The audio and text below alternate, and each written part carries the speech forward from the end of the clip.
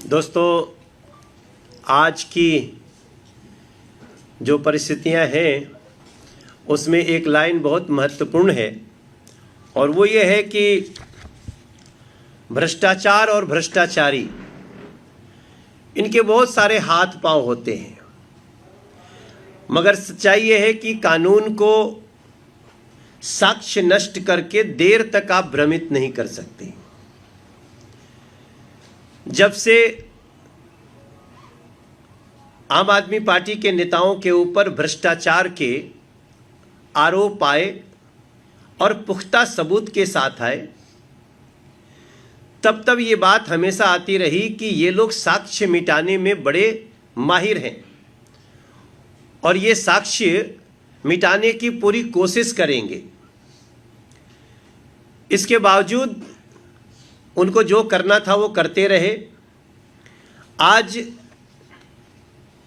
एक निचली अदालत से जो भी आया है, कानून का तो जवाब, कानून तो कोर्ट में ही बात करेगा, लेकिन हम आपको कुछ बात जरूर बताना चाहते हैं। हम थोड़ा हैरान भी हैं, लेकिन हमें पूरा विश्वास है कि झूठ हारेगा और दोषी को सजा मिलेगी। भ्रष्टाचारी अरविंद केजरीवाल का सत्य सारी दिल्ली को पता है। उन बहनों को, माताओं को पता है जिनके बच्चों को शराबी बनाने की कोशिश की गई।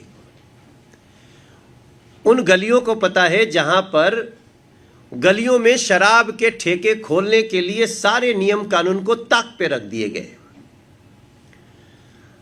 उन माताओं बहनों को पता है जहां शराब पीने की उम्र घटाकर शराब व्यापारियों, शराब माफियाओं के पक्ष में काम करती हुई दिख रही थी। और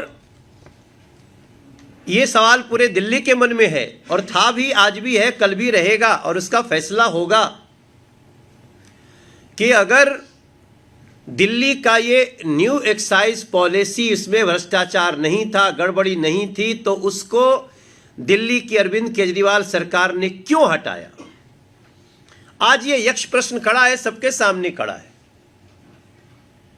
जिसने बनाया, हल्ला होने के बाद, सारी जानकारी आने के बाद उसी ने हटाया,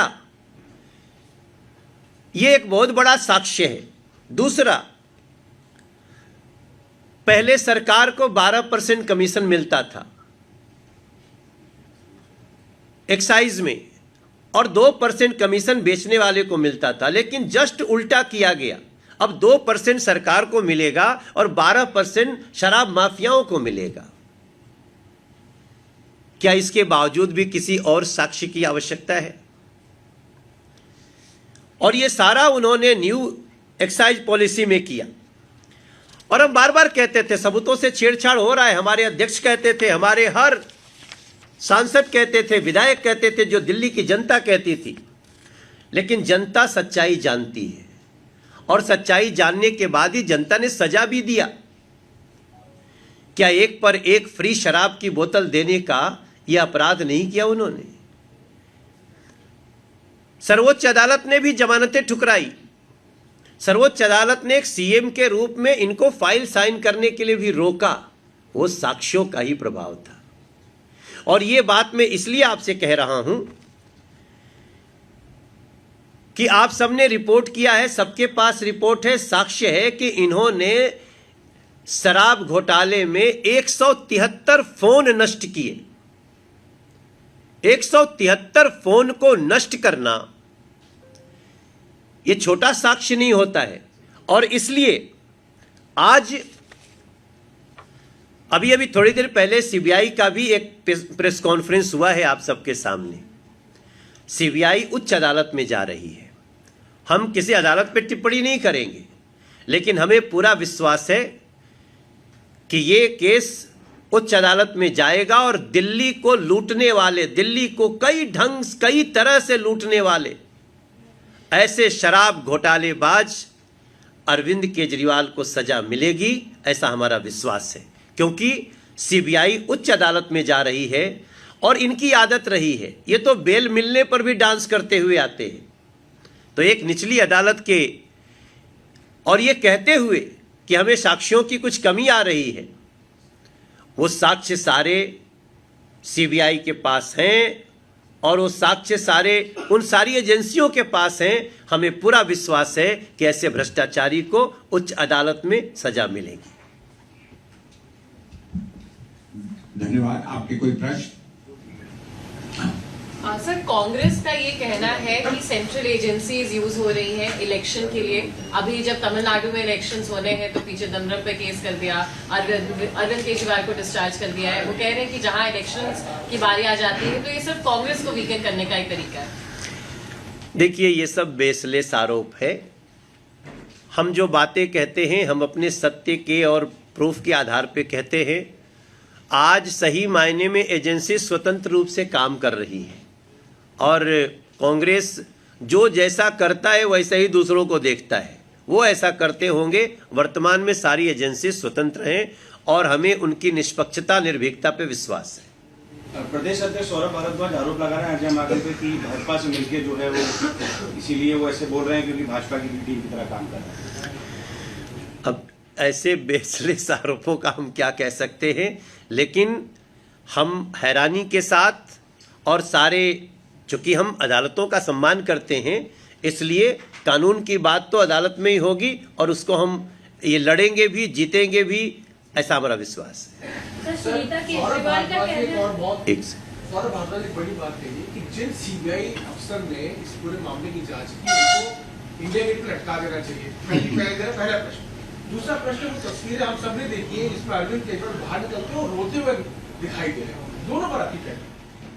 अब देखिए, सौरभ भारद्वाज की टिप्पणी ही बताती है कि उन्होंने बहुत सारे साक्ष्यों को लटका दिया कहीं ना कहीं। ये लोग साक्ष्यों को, प्रमाणों को लटका करके मतलब नष्ट करने का ये लोग आदी हो गए हैं। लेकिन आप कहां तक लटकाओगे और उसको समाप्त करोगे?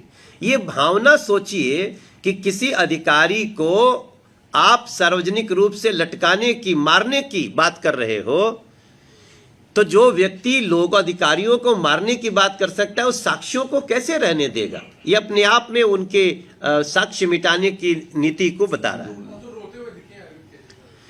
अरे भैया, ये तो इनसे बड़ा कोई ड्रामाबाज है क्या?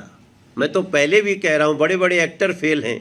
उस आदमी के आंसू की भी जांच करानी पड़ेगी लैब में ले जाके। सर, सुनीता केजरीवाल का कहना है कि हमेशा सत्य की ही जीत होती है और अरविंद केजरीवाल सत्य थे इसलिए ये आरोप जो है वो झूठे।